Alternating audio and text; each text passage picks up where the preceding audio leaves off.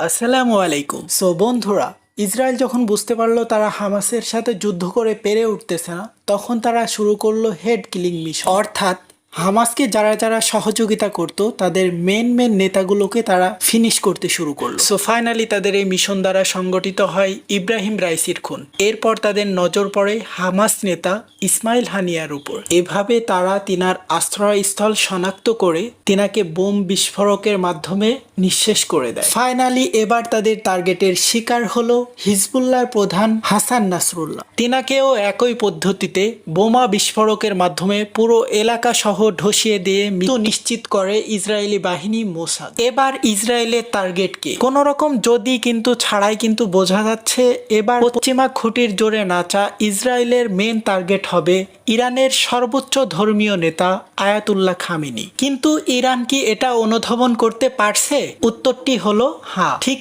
এ কারণে Ayatollah Ali খামেনিকে already গোপন ও নিরাপদ স্থানে স্থানান্তর করা হয়েছে। সো বন্ধুরা, এই জাতীয় খবরাখবর সবার আগে পেতে অবশ্যই চ্যানেলটি সাবস্ক্রাইব করে একটা লাইক দিয়ে আমাদের সাথেই থাকো। আল্লাহ হাফিজ।